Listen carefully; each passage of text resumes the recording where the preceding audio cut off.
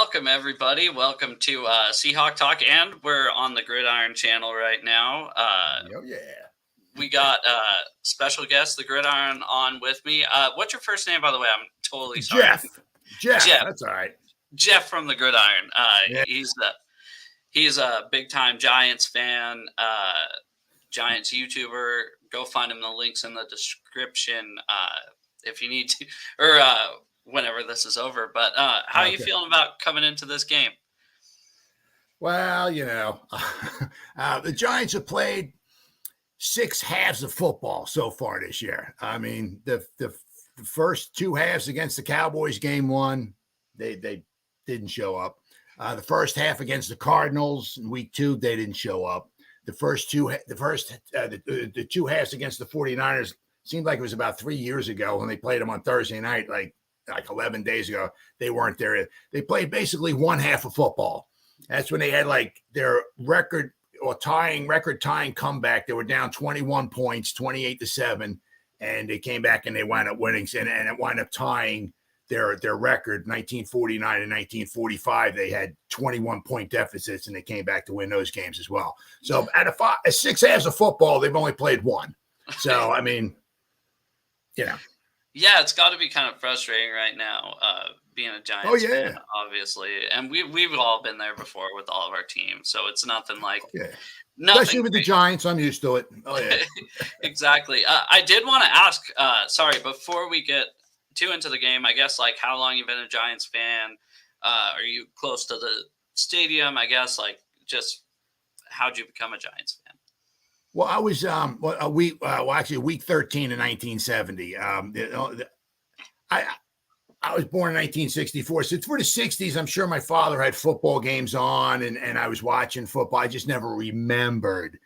So I just, it was weird. I don't got a great memory, but in week 13, 1970, the Giants were playing in St. Louis against the Cardinals because the Cardinals were playing in St. Louis back then. But anyway, the Giants, they won the game and they were 9-4. And I was at my grandparents' house, and I remember my father, my grandfather, like clapping and jumping up and down. And they said something along the lines like, the Giants win next week to go to the playoffs. And I'm like, so that always stuck with me. So the Giants beat the Cardinals in week 13. And so if they won, of course, they lost 31-3 to the Rams in the following week, so they didn't make the playoffs. But I always remember that because they were making such a big stink of it. Like the Giants won, they were clapping and all that. So that, so ever since 1970, I've been a fan. Well, because I was born in New York. I was born in Queens, and then we moved out there's an island out by New York called Long Island. So we moved out there. So, right now I'm in South Jersey. I'm about 20 minutes from Philadelphia. If I was born here, I'd be a Philadelphia fan, an Eagle fan. Because I like the team, the local team. But I was born in New York, so I like the Giants. I like the Jets too. And I'm down in South Jersey. I'm probably about 2 hours away from MetLife Stadium, so it's a couple hours north to get to the stadium. But I'm in Eagle country here. I'm straight up in Eagle country right here. Yeah, I don't know. When it comes to anything outside of Washington State, I'm geographically challenged. So I know where New Jersey is, but city-wise, city-wise. Well, right where the city's at, right? Like Empire State Building and all that, right? Very close to that, there's an island. It's a long island. It's thin and long. It looks like a hot dog. It's called Long Island. So we moved out today, right after I was born. We moved out there, and I was out there until I was 13.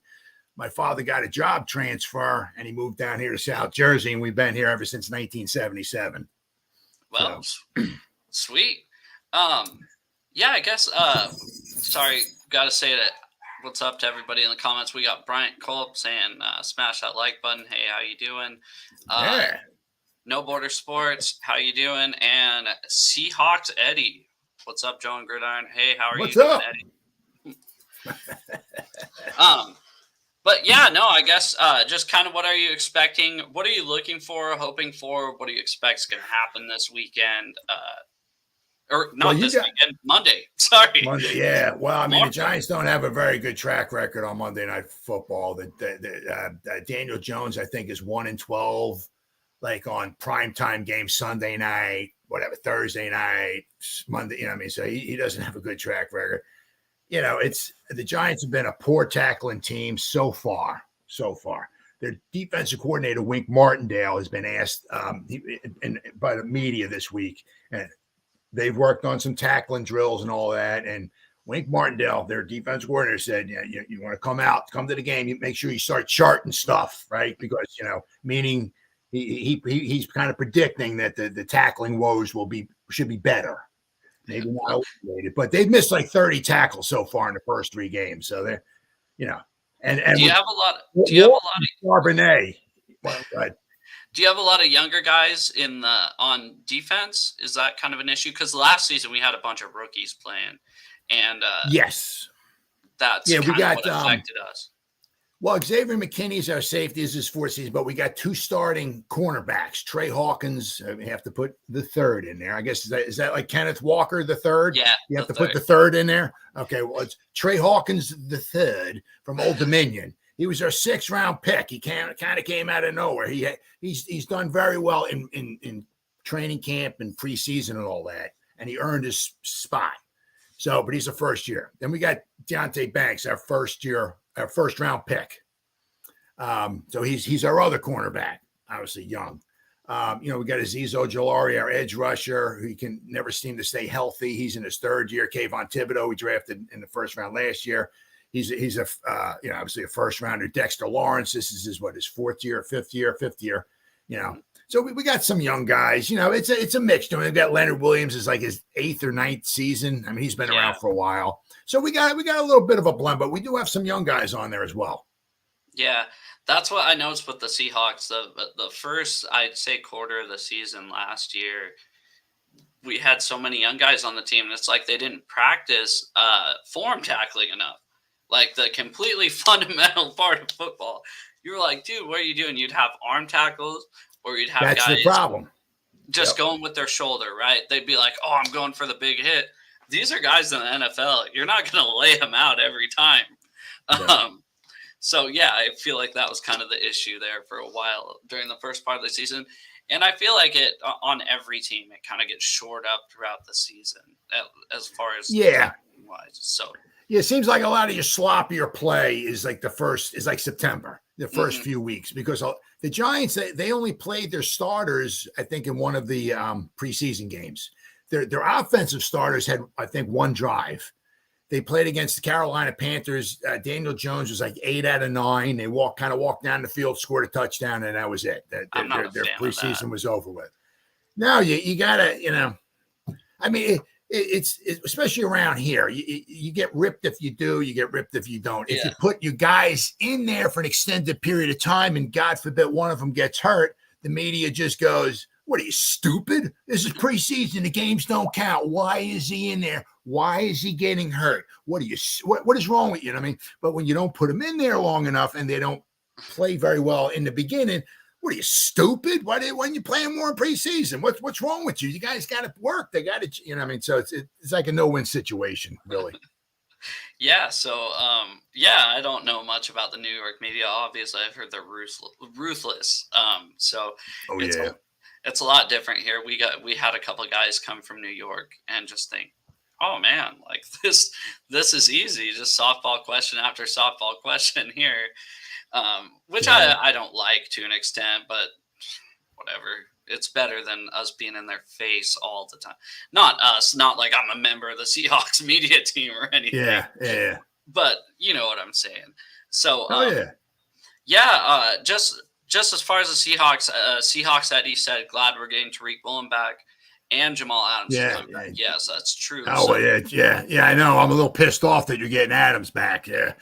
Hopefully for us Giants, he'll be on the pitch count, because you don't know what kind of football shape he'll be in. But I'm still a little ticked off that he just decided to come back for the Giants. Yeah. I wouldn't worry too much about Adams as far as what we've seen in the past. Well, last year he didn't play at all. He played 15 snaps. Dude, I don't know how you rip a quad. Holy cow, that sounds painful to me. Wow. Yeah, and then the season before, he has his coverage issues. So like, I think this could be a big game for Darren Waller if he's playing correct. So I think I'd be focused on. If I was the Giants, I'd be like, get the ball to tight end, because But Jamal Adams. Adams is good at blitzing the quarterback and making stuff happen back there. Yeah, for sure. It's just the last season we saw him play, you didn't see as much of it. We'll see how they're going to use him. We haven't seen how they're going to use him in this new defense. We run kind of a multiple scheme compared to, the Legion of Boom days where it was 4-3, cover 3 all the time. So, yeah, some good teams back then, man. Some good defense. Yeah, for sure. But yeah, this is the first time all season we will have our full secondary back.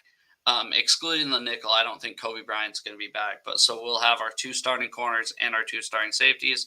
I don't know if Julian Love will be back. I haven't been very impressed with him this year at all. Anyways, he missed. What was it against the Pan? It was I seen him and missed it. It was a tackle. I think the guy ran it for a touchdown. He faked Julian Love out of his jocks. I mean, Julian Love, I think, wound up like diving out of bounds or something like that, and the guy took. Yeah, he came from Julian Love. He's not. He's from us, right? You Yeah. know, so I mean, he's our coach before this called him duct tape because he was very smart and intelligent. You can put him multiple positions. You can put him in safety if you had to, cornerback, nickel, whatever. He can fix a lot of problems. He's not an all-pro player. He's not a Hall of Famer. He's a very intelligent guy. He'll give you his all, this, that, and the other thing. He's very versatile. But as far as being an elite guy, that's not him. Yeah, we're looking to have him at nickel. I don't think he'll be there this game. I don't know who we're going to start at nickel because the injury report, as far as our secondary all being there, yeah, but base defense in the NFL is nickel right now. So I'm kind of concerned on who's playing nickel. Trey Brown's out from his concussion last week, which he was a star in our game against Detroit for sure. But then again, Witherspoon really stepped up the past 2 weeks. I mean, and they just kept trying him and trying him and trying him. And it's like, dude, this guy's gonna get a pick one of these times. He didn't end up getting a pick, but boy, he looked. Which game, the Detroit or Carolina game? Carolina. Carolina, okay.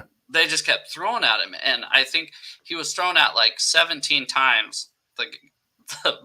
They caught 3 completions against him. Wow. Maybe it was 16 times, 4 completions, something like that.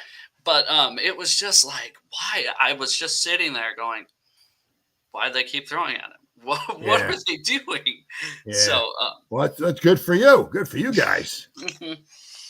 I mean, if you got yourself a stud cornerback for however long, the foreseeable future, that's great.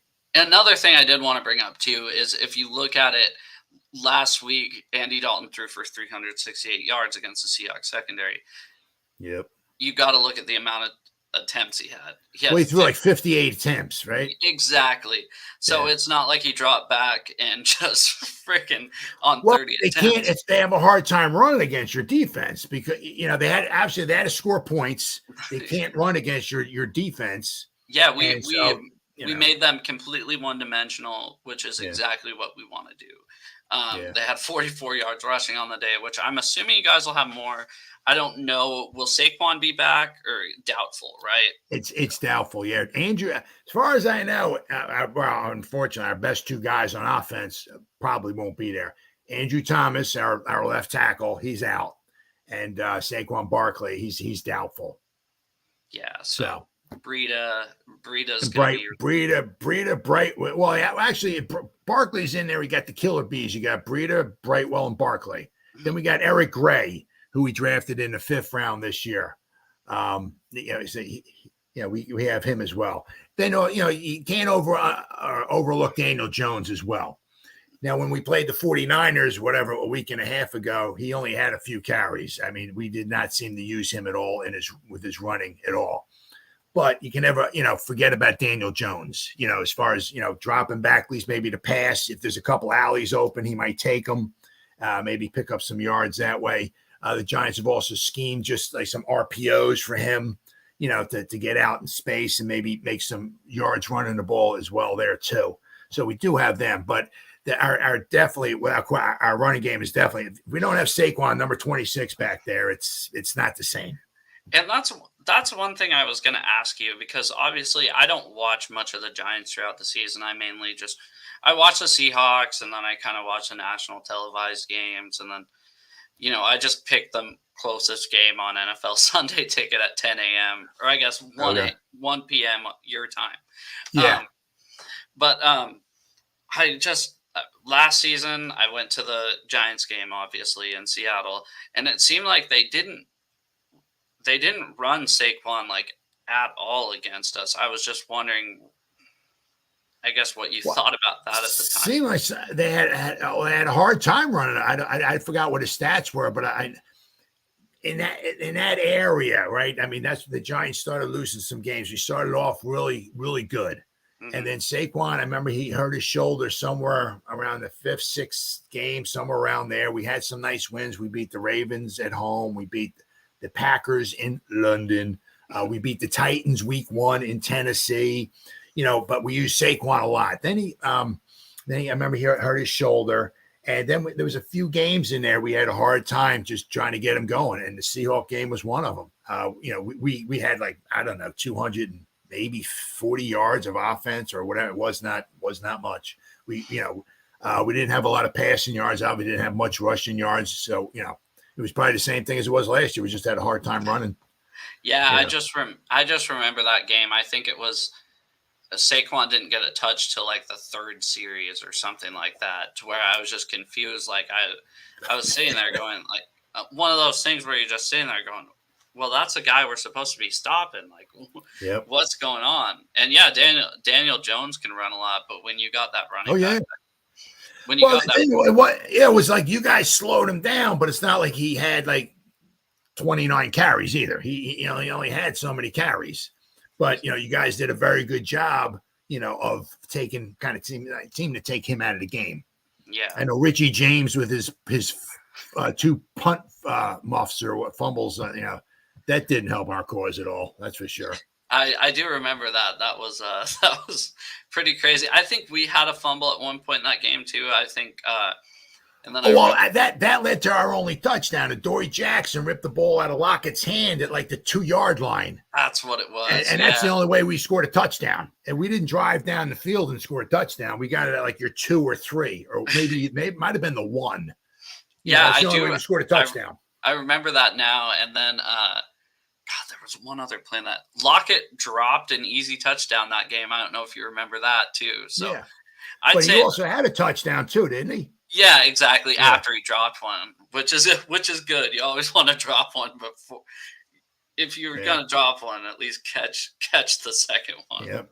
So, he's one of the guys that scares me. You know what I mean? Because you can kind of maybe keep him under control a little bit, or he's going to get his catches, but then watch out.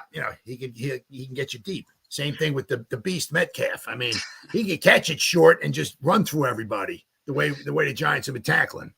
Well, and that's what's crazy this year is we haven't got our 1st round pick, Jackson Smith-Njigba, involved a whole lot yet. Only 9 catches, right? Yep. He had if you looked it up, probably 9. He had 1 catch for 10 yards last game. Wow. Which the offense is moving the ball so efficiently right now. Oh yeah. Well, you had like 1 bad half. If I'm looking at it like that, you had the second half against the Rams. You guys, I think you got shut out. It was terrible. But other than that, you guys have been putting up points I don't want to say at will, but you guys have been putting up some points. Yeah, exactly. And you know what? We capitalized the second half of the last game. The first half of the last game, we scored 5 field goals. And if you're driving down the field enough to score 5 field goals, yeah. Better start punching them in, because 5 field goals. It doesn't matter who you're playing in the NFL nowadays. You start kicking field goals. You kick 7 field goals, you probably lost the game. But so we'd obviously like to see Jackson Smith-Njigba get a little bit more, but they've been running with 2 and 3 tight end sets a lot because both of our starting tackles have been out the last 2 weeks. And they'll be out this week too. So I think that's what's limiting Jackson Smith-Njigba. You can't get catches if you're not on the field. Yeah, and he's a slot guy. That's what he is. He's a slot guy. So I think after the bye week next week is really when we're going to see a lot more of Smith and Jigba. Oh, that's going to work out good for you then. Yeah, so we've been hampered with injuries like crazy. I'm surprised that we're 2-1. Like I'd really expect us to be 1-2 with missing both of our tackles. That is a huge deal. I mean, you see it. You're absolutely. missing one tackle right now, One. and you're like, man, this sucks. So, yep, absolutely. I guess they said Jason Peters is going to play this week, and he's 41 years old. I'd almost rather have. Oh wow. Yeah. Oh, well, I mean, he's a future Hall of Famer, but that guy's, I mean, I don't know how many snaps he can give. He seems like he always gets injured too. Yeah, not even hurt. You're 41. You're definitely loves to step. So. Oh yeah, that too. He's a huge guy, but I remember him with the Eagles. Yeah, so I mean, he's been around. Seems like forever. But so yeah, we'll see. We obviously have a lot of injuries still, and I usually hate early bye weeks. I like them right in the middle of the season, or even towards the end, really. But the fact that it's so early right now and we have so many injuries, I think is actually good for us. Yeah. Well, this is my third season going. I started my YouTube channels in 2021. So I did the 2021 season, the 2022 season, and so far the 2023 season.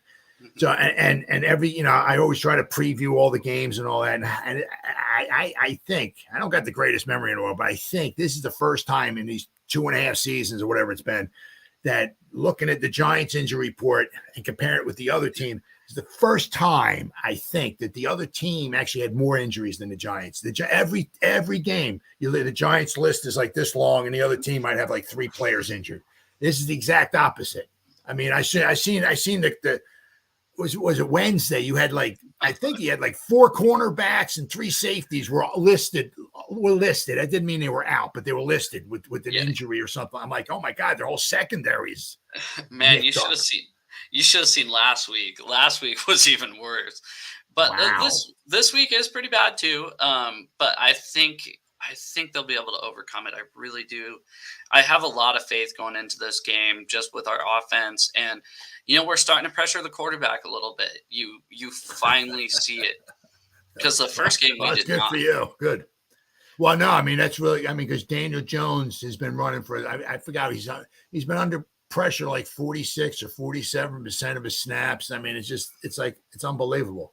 I mean, it's like we got it's like rotating, revolving door. I mean, as soon as he snaps the ball, he's in the, turnstiles. There's like 2 or 3 guys in the backfield. Yeah. I mean, it's absolutely amazing. He hasn't done awesome, but our offensive line has just been horrible. I just couldn't believe. So last week going into the game, we had 2 backup tackles in and a backup left guard. Okay. Wow. Now, the starting right guard went out at one point in the game. And oh, yeah, that's right. You had 4 backups in there at one point. Exactly. And you know what? The Panthers defensive line, they're not all world. They're not all pro. But I'd say they're average. They really are. They got Brian Burns and a couple other guys, of course. They're average. I don't know all their names. But if you just look at their numbers, I think they're pretty average. And we did a good job. They did a good job. And they played great with the tight ends chipping. That's going to be a big thing to watch this weekend. Is the tight ends will chip big on the first half. I've noticed the last 2 games with the backup tackles in. And then in the second half, once the tackles get a little bit more comfortable in the game, that's when they'll start putting the tight ends out on just go routes instead of sitting back for a second. So that's one thing I'd look at as a Giants fan, is in the first half I don't think you'll see as many guys out on routes as you will in the second half. Okay. Well, we've had a hard time getting pressure. We've only had 2 sacks so far in 3 games. I mean, and then both those sacks came, whatever it was, a week and a half ago against the 49ers. The first 2 weeks we've had no sacks. I mean, we have no turnovers on defense. We have no interceptions, no forced fumble, no fumble recoveries, and only 2 sacks. I mean, and we don't tackle. No, I get it. Trust me, I've been there before. So I totally get how frustrating it is. But when you finally get pressure to the quarterback, and that's what the Seahawks have finally been doing a little bit, it forces the quarterback to make bad decisions. And that's absolutely. our thing. So like Jared Goff had that pick six, the Detroit game. We finally got pressure to him. Like that drive, that's when we started getting pressure to him.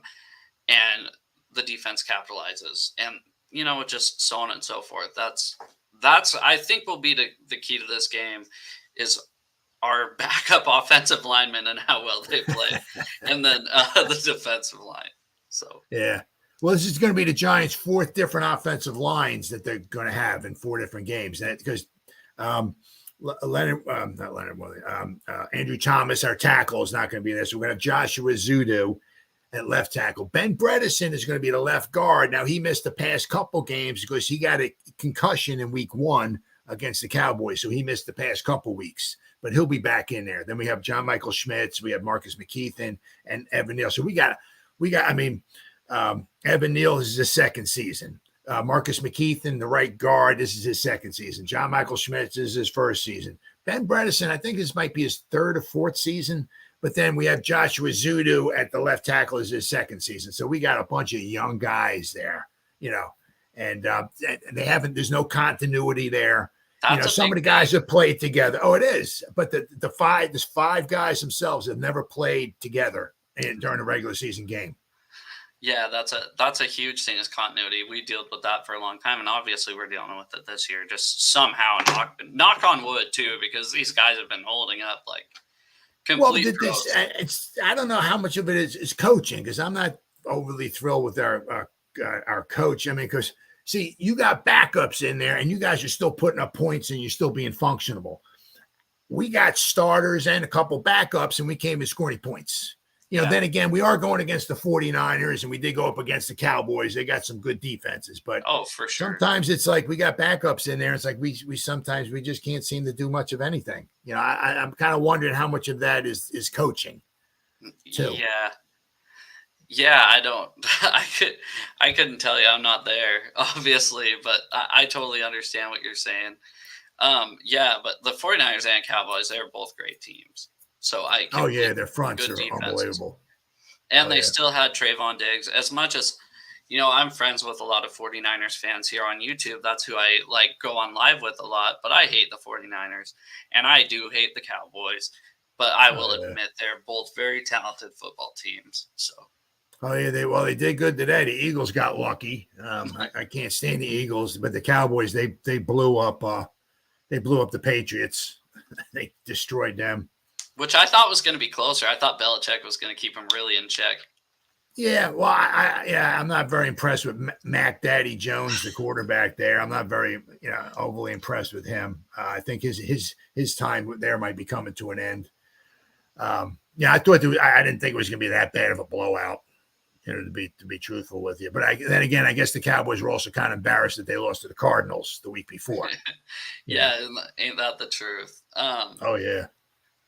But what do you want to see the team improve on? I guess is it pass rush, pass protection? Well, we have Azeez Ojulari is coming back now. He always seems to have some type of soft tissue injury. Last season, he strained his calf and he missed some time. One of the games later in the year, we played with Minnesota, and I think Kirk Cousins had the ball, and Azeez tackled him, but Kirk Cousins accidentally. It was nothing. But I think he kneed him in his thigh or something like that, and he had a thigh bruise, and I think he might have missed the game or something. He's always getting soft tissue injuries. Now this year he has a hamstring issue, so he's missed the past couple of weeks with a hamstring. The guy's our best edge rusher, can't keep him on the field. So apparently, hopefully, he'll be coming back this week. Now, can he stay healthy? Who knows? Because I'm dying to see our pass rush get better because it's been pretty non-existent. I like Kayvon Thibodeau and Azeez Ojulari. When they're on the field and healthy, that gives us a good chance to get some pressure at the quarterback. Dexter Lawrence in the middle is a very good defensive tackle. He can get pressure up the middle. So I'm trying to see that. There's a ton of things. I'm tackling better. Yeah. Get a turnover. We don't see that. We don't anything. We don't have a dog on our defense. We don't have somebody that when things are going bad, they're on the sideline getting in guys' faces and stuff, taking his helmet off, or he's in the middle of the huddle. What are you doing? We don't have that. We have a bunch of friendly guys. We don't have somebody that can rally the troops up and just start getting pissed off and getting in guys' faces and challenging them. We don't have that. And I thought Leonard Williams would be that guy, if I'm not. But just from the outside looking in, you don't think so? No. Well, Dexter Lawrence, they're all inside. Oh, absolutely. Oh, yeah. They don't want to give up points. They're sick and tired of giving up yards. They want sacks. They want all this stuff. But there's nobody. You don't ever see that on the sideline. Nobody takes charge. We have quote unquote leaders, but I don't see anybody. I don't see a dog, an alpha male out there getting in guys' faces. What the are we doing? You know what I mean? We got like a lot of some guys don't seem like they want to tackle, or they give an arm tackle and the guy breaks through the arm tackle. They don't bring the shoulder in. We don't, one guy wrap up and 2 or 3 other guys come in there, get a shot on the guy. We don't see none of that. It's like, it's kind of like flag football. So I'd like to see a little more defense, from the Giants. Yeah, for sure. And that's one thing compared to last year. The Seahawks have been a lot better. I think the leadership of Bobby Wagner being. Oh, you got him back. Oh, yeah. Who the heck wouldn't want that guy? Holy cow. Yeah. And he just went on a little hiatus with us, I guess. It sucks. Well, 1 year, right? Yep. 1 year. So, But yeah, so the Wednesday after the Rams game, I guess he had a big, just players only meeting with the team about. We don't have that. Exactly. So that was one thing that was missing last year, and it means a lot when you have, because Jamal was out last year too, and he's a big vocal guy, as dumb as he looks most of the time, being that guy. We just didn't have it. We had Quandre Diggs, who's awesome. He's great, but we just didn't have Jamal. But Steve-O said Giants have 11 days of rest. Yeah, that is true. Well, that's huge for us. As I said, we only have 2 guys listed on the injury from what I saw. We'll have some guys who are inactive because we got 53 on the roster. You can only dress 46, so we'll have some guys inactive. But as far as what I'm seeing on the injury list, we're down to just 2 guys, and we've had 11 days to prepare, 11 days to rest. It can be good or bad, because when you get creamed like what they did against the 49ers, you want to get back on the field and fix that. Now we got 11 days of just thinking about how badly we stink. That could psychologically, affect you as well too. So the rest could be good and bad. Well, and I've always said too, I'd rather play a team coming off a win than a loss.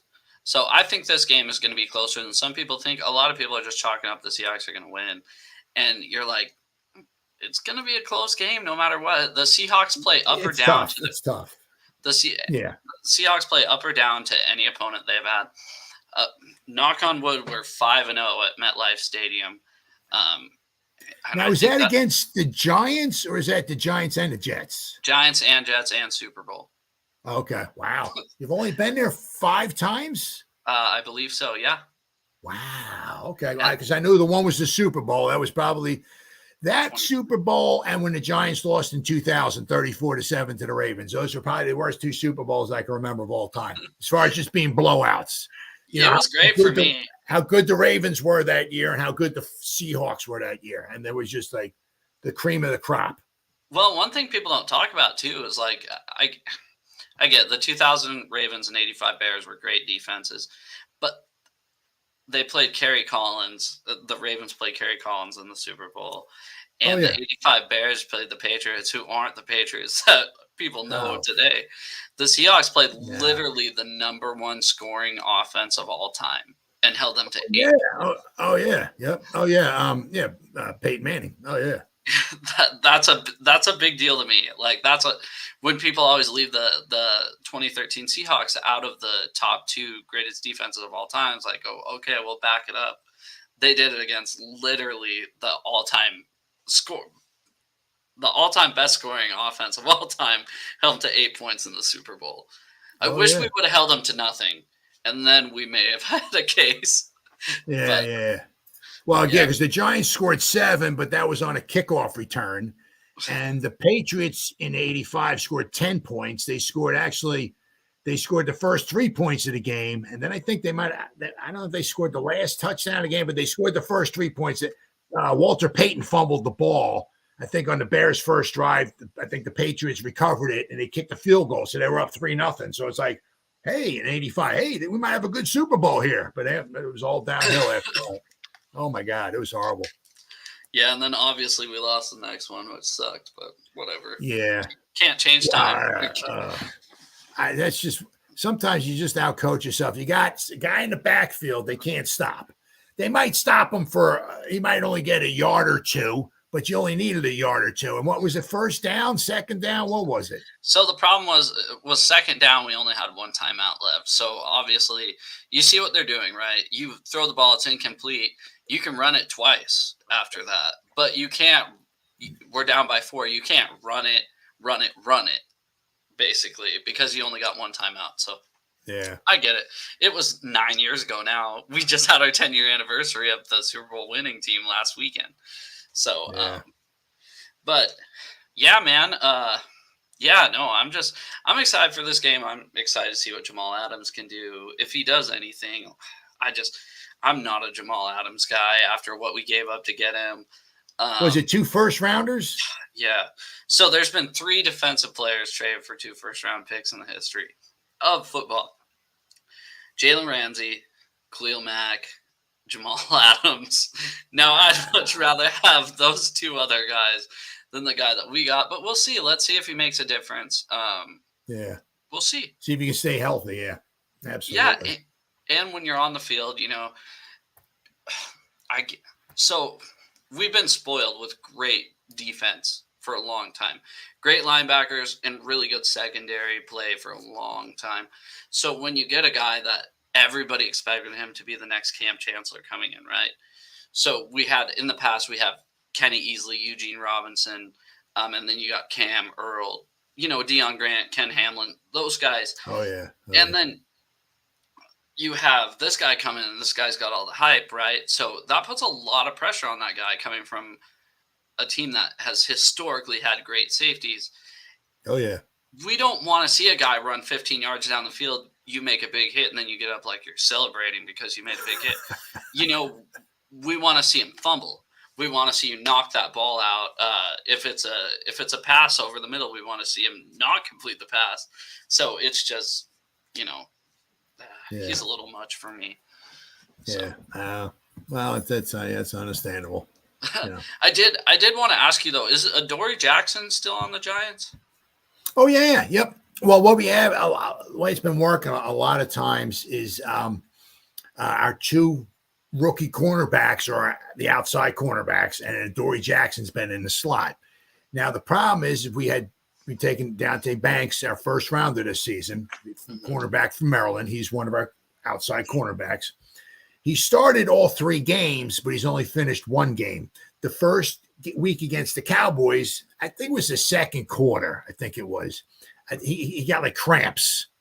So he started the game. I think didn't do too bad. And he give up only maybe 1 reception or something. It wasn't too bad at all. But then he had cramps and he missed the rest of the game.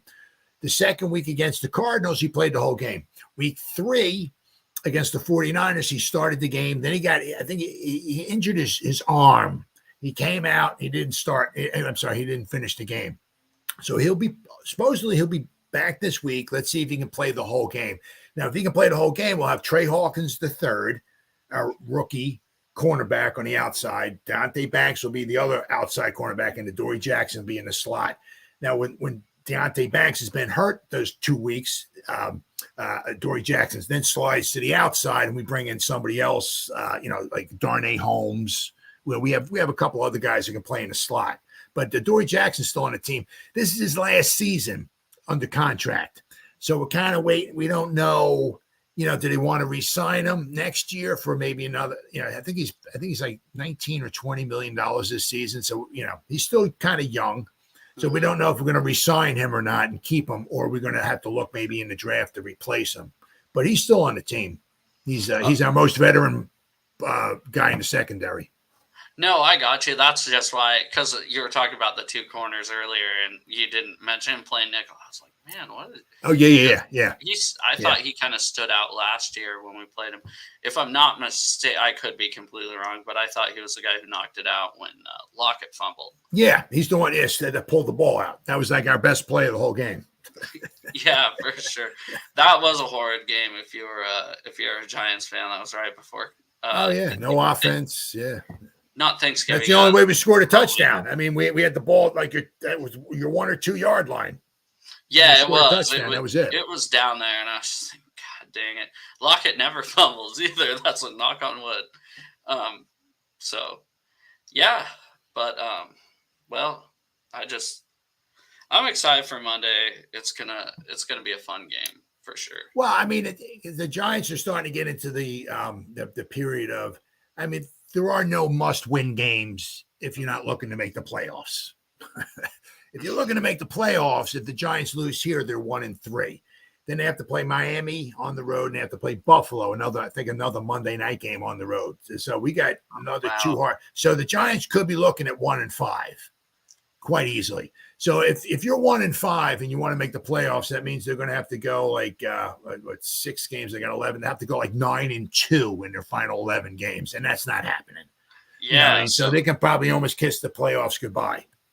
Yeah, so as a Giants fan, I'm looking at the Seahawks one as you got to win this because look at the schedule of Dolphins, Bills. I mean, you watched them today, not so much the Dolphins, but the Dolphins last week, and then the Bills this week and last week. Josh Allen. Oh yeah, I think it was 4 touchdowns and 3 incompletions. I think he had all game. Oh really? Yeah. I didn't watch that. I was busy. I watched the first half of the Broncos game, trying to watch them lose. They're down 28-7. I hate Russell Wilson, so I just want to let you know that I like to watch him and Sean Payton suffer. I don't like Sean Payton either. I don't like Sean. Well, I like Sean Payton a little bit because he was the Giants offensive coordinator in 2000 when we went to the Super Bowl. So he was a New York Giant guy. Yeah. So I like a little bit, not too much. I don't at all. I don't like him one bit. I hated him when he was in with New Orleans and Drew Brees. I hate him because we had a hard time beating Drew Brees. Drew Brees always put up so many points against the Giants. Yeah. But yeah, no, I'm excited. Like I said, we're 5-0 at MetLife Stadium. Yeah. So let's see if that can continue. And then everybody's freaked out about your guys' turf. I'm not freaked out. God, I better not. I keep saying stuff, and I'm like, why am I saying this the day before the game? Well, it's a new turf. They put in new turf. I don't know what it was called last year and I forgot what it's called this year, but it's brand new turf. Now they're supposed to, and the World Cup comes around in 2026, that MetLife Stadium is going to be hosting some games. And with the World Cup, you got to play on grass. So they're going to be putting grass in there in 2026. What I don't know, because the World Cup will be in the summertime, I don't know if they're going to be putting grass in there in the summer, and when fall rolls around for football, they're going to rip it out and keep the turf in there. That I'm not sure. So that's another thing in Seattle. 2026, we're hosting World Cup games too. So very nice. I have no idea if they're going to go back. I hope they go back to turf. I like turf. I'm a turf guy. The Seahawks have played on turf actually since they've been around my whole life. 1976. Oh yeah. Yep. And I've been going to Seahawks games since 2002 when I was 5. So I've only watched games on turf. Actually, my first professional football game was this Wednesday this Thursday in Green Bay, watching a game played on grass, not on turf. So wow. Husky Stadium. But it goes to show you. I mean, it's like they're in Green Bay, and they can keep grass there. I mean, the Giants had grass. It was at the old Giants Stadium before, and they knocked that down and put it in MetLife Stadium. But from 2000 to 2002, the Giants had grass. The Giants would play there one week, the Jets would play there the next week, then the Giants and the Jets. So there was never any rest for whatever, I guess for the sod or whatever, and they always had a hard time keeping it.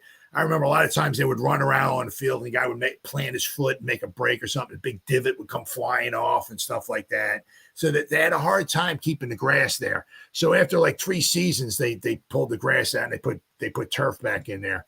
But it's been pretty much a house of horrors, for quite some time there. So far, the Giants haven't suffered any, obviously, knock on wood, any season-long ending injuries.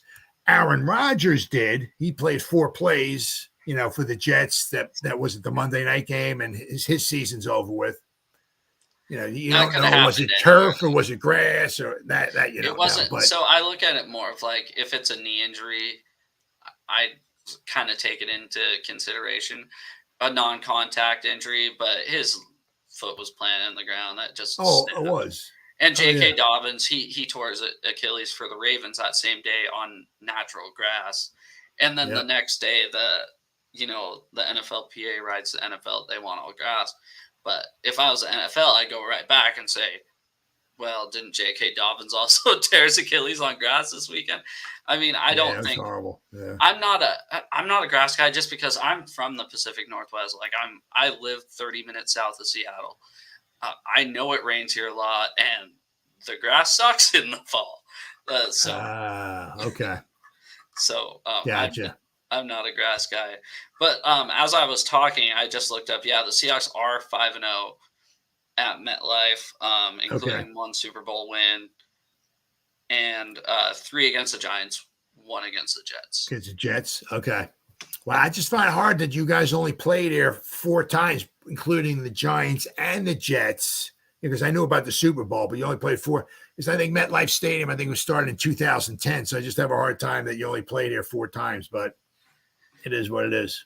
Yeah, well, it's a lot easier. Like if the Seahawks are first place in their division, the Giants are first place, and then we play a lot, and then it's every 4 years we play the NFC East.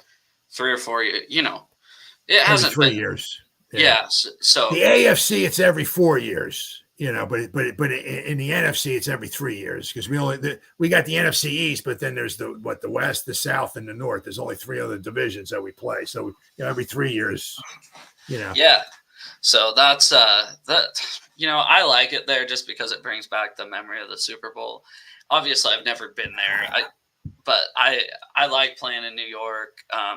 It reminds me of like back in the day when.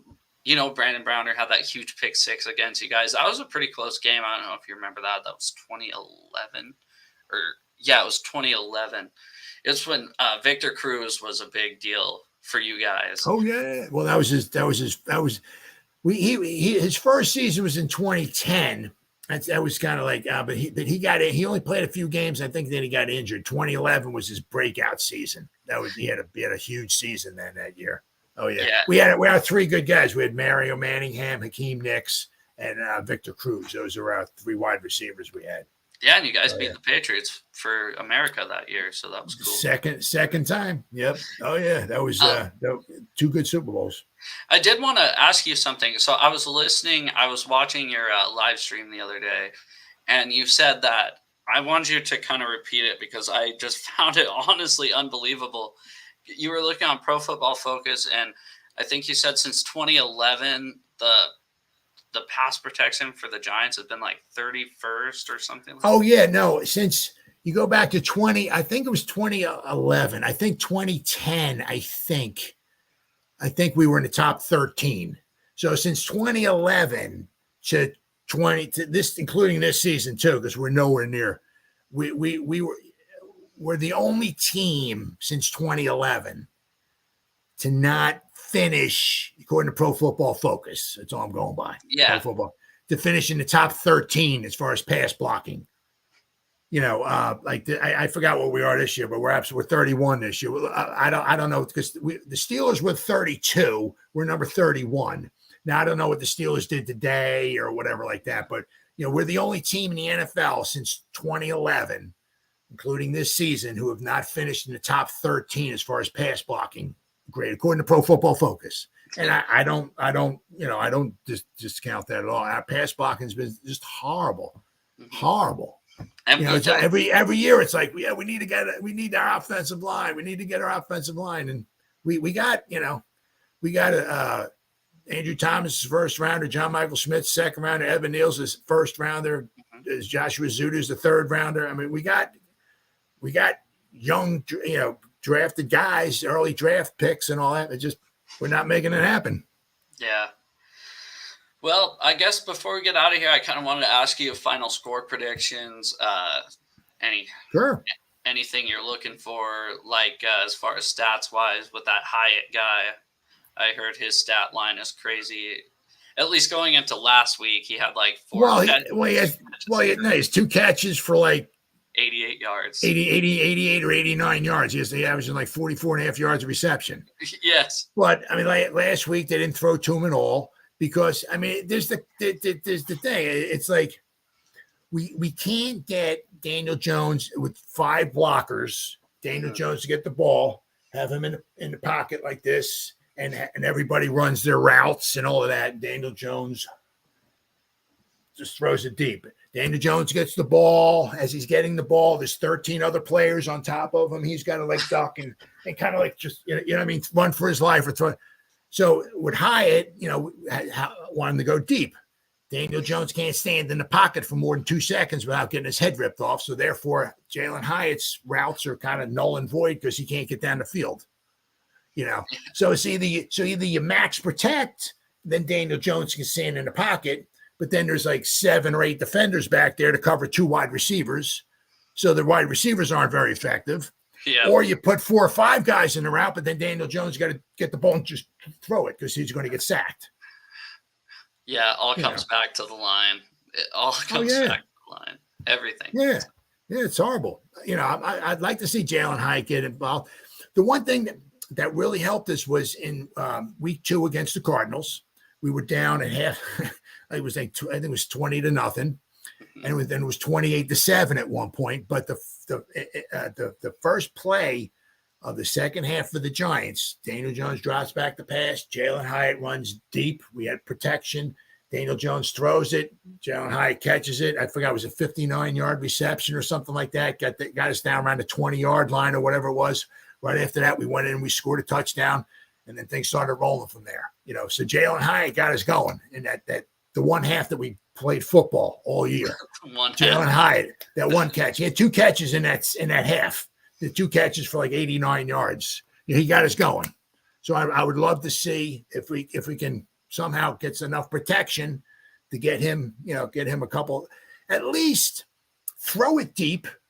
Because then when he's on the field, the defense is thinking, okay, they might go deep. Because Hyatt's there he is. They might go, so we might have to back up a little bit. At least throw it deep, because if everything is just dink and dunk, after a while, the defense just starts creeping up to the line of scrimmage, right? So you complete a 3-yard pass, but then you have 19 defenders standing around them ready to make the tackle because they're all moving up, because they don't think you're going deep. Yeah. No, I get you. And that's one thing that should be to your advantage this weekend is throwing deep, because we should be in a lot of cover 1, cover 3 type defenses with, a single high safety. Because Jamal Adams is back, it'd scare me a lot more if we were running cover 2 with Jamal Adams back there. So I'd be looking for that on the outside. But the problem with him is that if you have him deep, that could be a liability. But if you have him rushing, that's our problem, because we have a hard time keeping the pocket clean. You got a good safety that knows how to get home. That's kudos to you guys, because we have a hard time. We'll see. It's been a year and a half since we've seen him play football. So who knows what we're gonna see? He could come out looking like a freaking all-star, or he could come out looking like a turd. So let's see. But I guess, sorry to keep you on here for so long, but what's your final score prediction? Well, all I have to go by is what I see, as far as the first 3 games. I'm not going. I can't say. I don't have a crystal ball. This is the week the Giants were going to start tackling. This is the week we're going to get 5 sacks. I got my crystal ball. We're going to get 3 turnovers this week. All I have is the evidence that I have. We have 2 sacks. We have no turnovers. We get no pressure. We have a hard time tackling. You guys put up a bunch of points. You have very good offensive weapons. Your running backs, Charbonnet and Walker, very good. Geno Smith's doing a very good job at distributing the ball. 69% pass completion, I think it is. I mean, just he's almost taken what he did from last year. So all I got, that's all the evidence I got. So I got you guys winning like 28-20. I mean, if we can lose, I don't want to take losing being good, but if we can lose by like a score, I'd be almost happy with that. You're a good team, of course I want us to win, but all I have is the evidence that I have to see, and the evidence that I got from the New York Giants so far is not very promising. No. So like 28-20. I don't see us shutting you guys down. Hopefully we'll put some points up. But I said maybe, if we lose by a score, I'm thinking 31-21. That's my thing. A 10-point game. And I'm hoping for that. But realistically, I could see this being like a 23-21 type game. Something like that. I could see, it's a long travel, which historically we play really good since Pete's come in here. We're like 15-1 in our last East Coast games. So wow. Well, I know that's for a fact at the 10 a.m. slot. I couldn't tell you about prime time, but historically on prime time games, we're a very good team as well. So wow. That's it's good. just, and the Giants aren't. We're the exact opposite. It's just so. Let's see how this turns out. Before we get out of here, I just want you to let everybody in the chat know where to find you. And I guess what your schedule's like. What do you do? Well, sure. I usually try to go live every night at 10:30 Eastern Standard Time. So I guess it'd be 7:30 your time. It's called The Gridiron. It's got a Giants football helmet. It's an old football helmet on there. It's called the New York Giants, The Gridiron. And I said I try to go live probably like 6 days a week, like around 7:30 your time, 10:30 Eastern Standard Time. So I go live. So it's kind of like what's going on here. If somebody, has a question or whatever, I can chat away with them, or they put in a question and I can talk to them or whatever. So I try to go live that way. If somebody wants to talk football or whatever, I'm there to talk football with them. So I don't like record my stuff and throw it up there. I try to go live, almost every night. So it's called the New York Giants, The Gridiron. Okay. Yeah, and also, guys, his link is in the description too. So make sure you go ahead and give him a subscribe and get in his chat sometime. He's really good. I just found him one night. I was on the computer back here. It was before I even started my podcast. I just made my office into kind of a little podcast area, and I was Cool. like, I just typed in NFL and then looked up live because I think it's cool that now you can actually comment with people that are making videos and they can say, Yeah. hey, and it's really awesome. So, but yeah, thanks again for coming on the show. We really do appreciate it. Not just me, but everybody in the chat. So thank you so much. If we play in the playoffs or if we play again next year, I'll be here. Yeah, for sure, man. More than happy to join the show again. Well, thanks, man. Have a good one. All right. You too.